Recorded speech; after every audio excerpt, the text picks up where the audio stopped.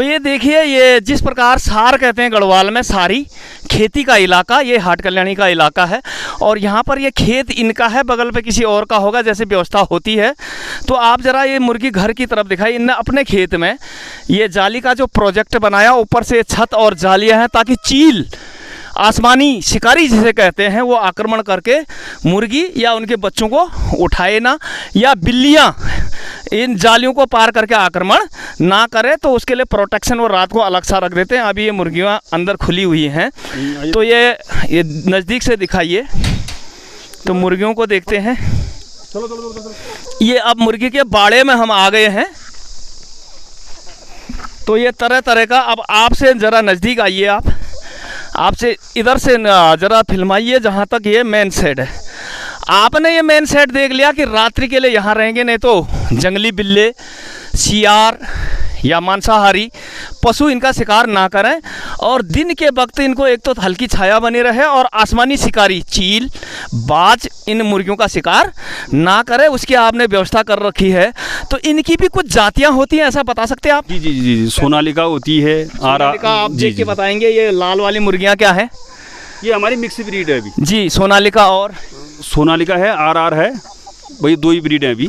सोनालिका और आरआर की ये तमाम ब्रीडें हैं जो ये मिक्स हैं, जो आपको दिख रही, बड़ी भारी हैं। कुछ कड़कनाथ भी है। और कड़कनाथ एक काला मुर्गा होता है, जो कहते हैं कि वात इत्यादि रोगों के लिए उत्तम होता है। जैसे मांसाहार बोलते उत्तम नहीं माना जाता, लेकिन वो कड़कनाथ स्वास्थ्य के लिए अच्छा माना जाता। आकार में छोटा होता, लेकिन उसका कहते हैं कि खून भी काला और अंडा भी काला होता है, यदि वो विशुद्ध हो। जैसे छोटी मुर्गी दिख रही है, ये उसका मिक्स रूप है। तो यहाँ पर तरह तरह के तकरीबन कितनी मुर्गियाँ आपके पास हैं? मेरे पास वर्तमान में 300 हैं, छोटे और बड़े लगा के। हाँ, छोटे और बड़े लगा के 300 मुर्गियाँ हैं। 300 मुर्गियाँ आपके पास हैं, जिसमें कि 40 करीबन बड़े हैं जो अंडे देते हैं।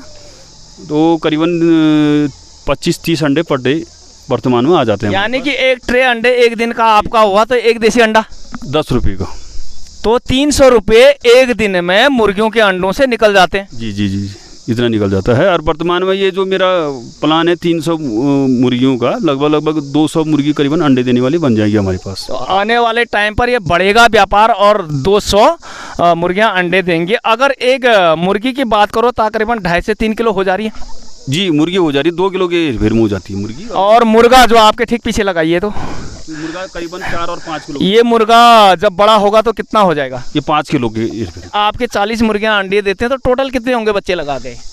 टोटल 300 बोल रहा हूँ। टोटल 300 है मुर्गी, अंडे, बच्चे, मुर्गा। तो हमारे बच्चे हैं, तो जैसे 150 बच्चे भी हमने 150 बच्चे भी कमरे में रखे हैं हमने, जो छोटे हैं, जिनको प्रोटेक्शन की ज़्यादा जरूरत पड़ती है। तो चूजे आपने देखभाल के लिए अलग रखे हैं? बाकी अंदर हैं, अंदर भी रखे हैं अभी। जी। चूजों को कैसे रखते हैं?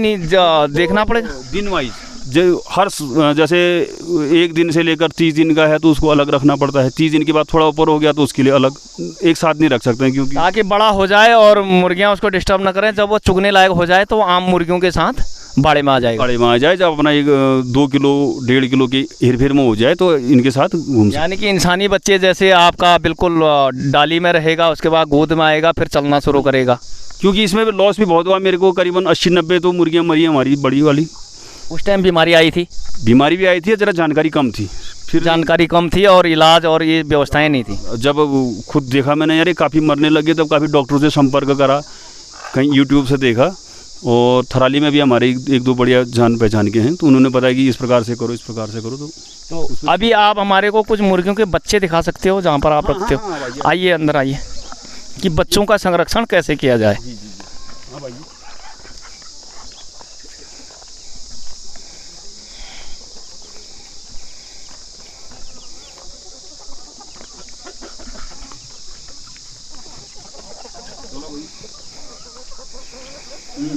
तो ये मेन शेड या बंकर कहिए, जी जी जी, सुरक्षा भवन इनका, जहाँ ये रात्रि को रहेंगे और शत्रुओं से, हिंसक पशु पक्षियों से रक्षा होगी। ये तो मेन है, जो मेन जहाँ अंडा देंगे जो बड़े रहेंगे जी। यहाँ अंडे देते रहते हैं जी। पानी और चारा इसमें खा सकते हैं। जैसे आज के अंडे के लिए ये यहाँ ये घोंसले टाइप के बनाए हैं आपने। जी जी जी जी। इधर लगाइए महावीर।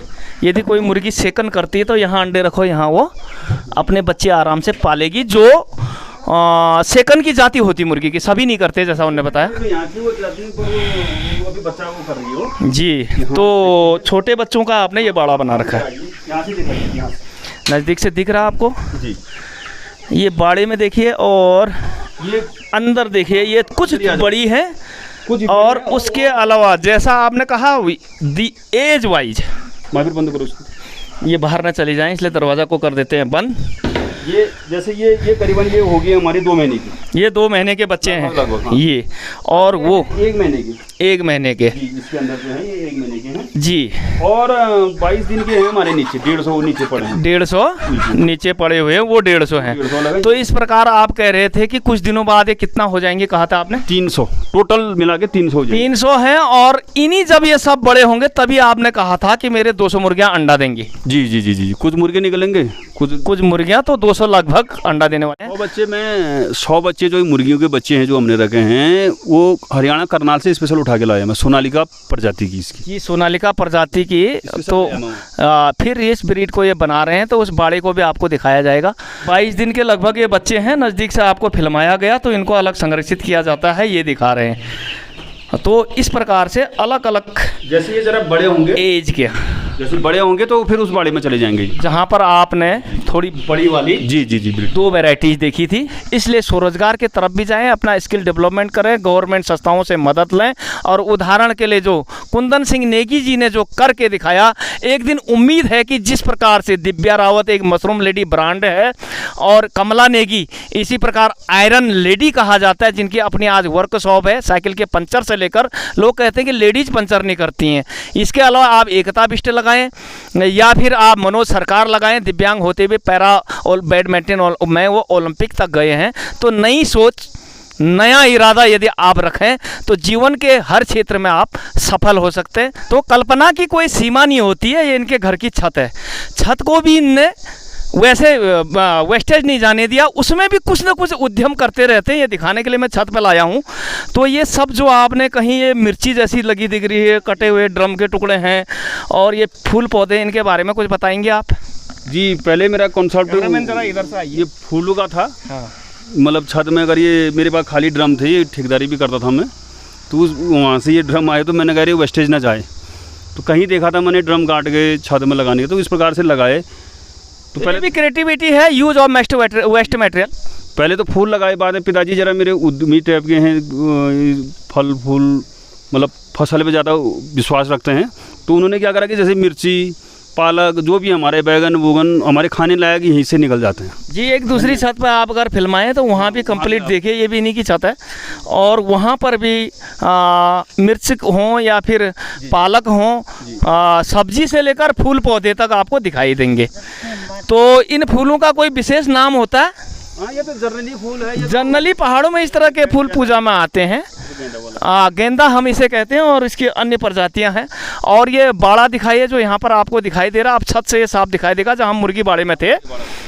तो यहाँ पर एक व्यवस्था और है, CCTV कैमरा हिफाजत के लिए, देखभाल के लिए ये लगाया। घर से भी ये देख सकते हैं कि कोई जंगली जानवर, हिंसक या फिर कोई व्यक्ति ही मुर्गी उठाने तो नहीं आ रहा। सुरक्षा जिसे आप कहते हैं वो है। तो आपने इस प्रकार से अपने अलग अलग प्रोजेक्ट दिखाइए। तो अब आप लोगों को क्या संदेश देना चाहते हैं?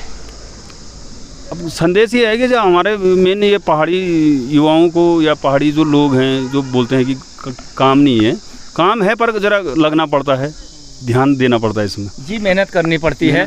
आप ये कहना चाह रहे हो। इसके अलावा यदि आप किसी को सिखाना चाहते हैं, किसी को स्वरोजगार की तरफ लाने चाहते हैं, या इनको बेचना, व्यापार करना चाहते हैं, कुछ लोग खरीदार भी होते हैं, तो आप अपना परिचय और कॉन्टैक्ट नंबर बताएंगे? जी, जैसे वर्तमान में मेरे पास 5 आदमी ऑलरेडी हैं, मैंने मतलब 5 लोगों को रोज़गार दे रखा है। जी, रोज़गार 5 लोगों को आपने पहले से दे रखा जी। तो अभी भी अगर कोई मेरे पास सीखने के लिए आए, जैसे मेरे पास चक्की का है, तो हमारे पास 40-50 साल पुरानी है वो चक्की, तो इसलिए आता तो सब कुछ है हमको। तो जैसे मुर्गियों का भी काफ़ी चीज़ पुरानी सीखे, पर लगभग यहाँ पालने लायक लोगों को आप यानी उदाहरण बन सकते हैं, सिखा सकते हैं। ट्रेनिंग आपको देखकर वो सीखें, लोगों को रोज़गार भी मिलता है।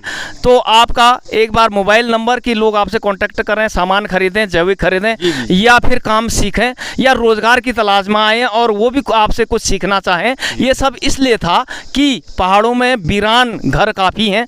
आप मशरूम उगा सकते हैं, आप उनका उपयोग किस प्रकार कर सकते हैं, आप मुर्गी फार्म खोल सकते हैं, आप गायें पाल सकते हैं, कई तरह के उद्योग इसमें शामिल हैं। तो आप लोगों को एक प्रेरणा बने यहाँ पर, तो आप अपना कॉन्टैक्ट नंबर, जगह अपने आप लोगों को बताएं ताकि लोग आकर्षित हों और यहाँ आपका व्यापार भी बढ़े, लोगों को रोज़गार भी मिले और लोग सीखें भी। जी, मेरा मोबाइल नंबर है 9557305591। एक बार फिर बता दीजिए।